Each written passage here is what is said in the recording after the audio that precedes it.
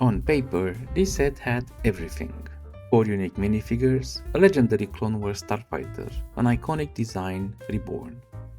But sometimes the perfect set on paper hides flaws you don't see at first. So what went wrong? The ARC-170, cool looks, bold promise, and serious expectations. Aggressive Reconnaissance 170 is the full name of this legendary ship, also known commonly as ARC-170. The set is tied to the last moments of Jedi Plo Koon when he was shot down by the clones following the Order 66.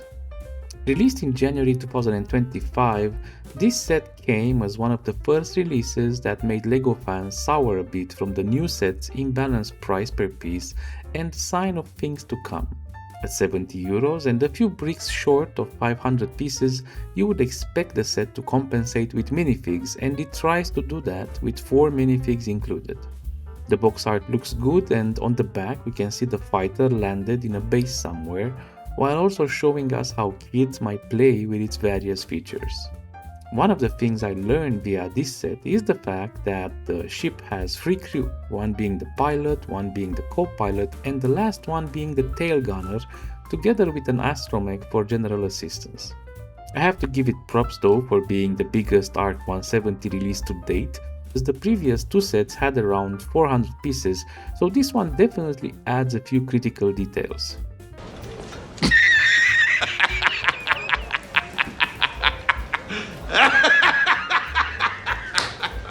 What, you thought that just because it has more pieces it's actually bigger than the previous sets? Well, no, it's not, and we're going to discover more issues along the way, but for now let's see the minifigs. Clone Trooper Pilot Oddball is an odd choice indeed for this set because this guy never flew with Plo Koon but with Obi-Wan Kenobi. The minifig, as all 3 clones in this set, is superb, and the visor colors are actually printed on its head, as all 3 clones in this set. Valued right now at $935, stocks are plenty and it has increased by 17% in the past 6 months. Astromech Droid is actually R4P44, an astromech droid which has been assigned to General Kenobi's clone trooper forces on Utapau as well, so no connection to Plo Koon. The minifig is clean and a classic reprint of R2 with the addition of no back printing in case you're wondering and it's not clear from the box. There are plenty on the market with a price around €7. Clone Trooper Pilot Captain Jag. Now this is the guy who actually gets the Order 66 in the movie when Plo Koon is shut down. Yep, he's the guy, so in case you want some Jedi hunting clones in your collection, you have to have it. Excellent minifigure overall, and he fetches a bit higher than the rest at €9 and plenty of stock on Bricklink. Lastly, a generic Clone Trooper pilot, but don't be fooled, the last comparative variant of this has been made in 2015 as SW0608, so this is a very much needed update that looks exceptional.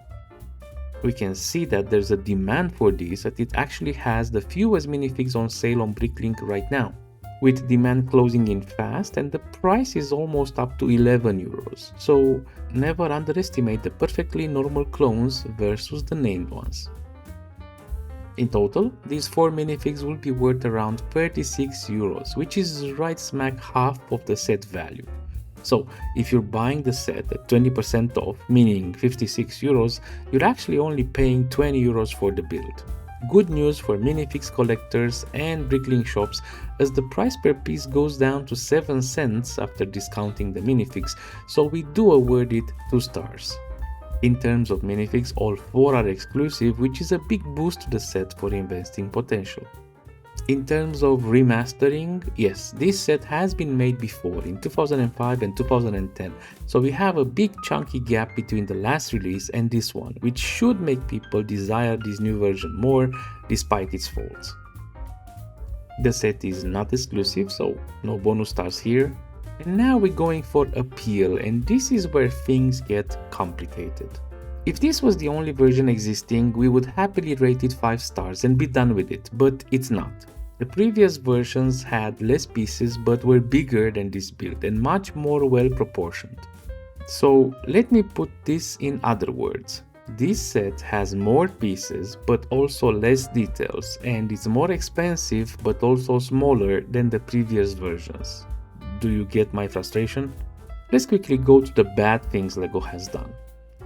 1. The stickers are not white, but light blue, so the box art is wrong, or you could say false advertising, although we see a picture where they actually show it's light blue and not white like the box. The 2010 version had the correct white stickers. The upper cannons are gone, replaced with a green torpedo spring-loaded shooter, which does not look good at all compared to the previous version. The tail gun looks like a Lego City build, cut short and with no detailing, and by the way, yes, this looked better on the 2010 version. But hey, I can also commend them for the ease with which you can switch the wings on and off, and for the fact that the engines look really well made and connected to the wings. So, let's recap. Lots of bad things and a few good things. I can't award more than 3 stars for this set on appeal. As for coolness, which is the measure of how important this set is to the overall Star Wars canon, this one can be a straight 5-star rating. The ARC-170 is a well-known ship type used in the Clone Wars, and it does beg to be added to a collection. Finally, for the uniqueness part, I will be much more hard on sets this year, rating them simply because I don't want my subjectivity to influence the investing scores.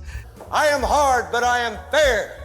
Especially since LEGO seems bent on doing poorer builds at a more expensive price. So, is this set unique? Nope.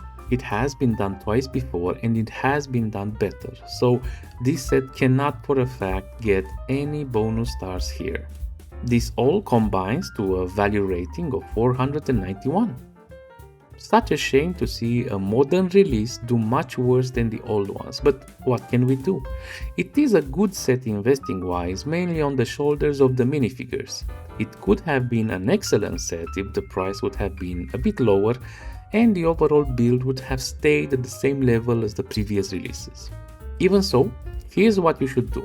Collectors, there's no reason to want this set outside of the minifigs. For the build, you're better off buying the 2010 version. Bricklink shop owners, you're all good. Since you don't care about the build but about the part value and the overall minifig value, this is good for you. Buy it, part it out, and wait to get the value back.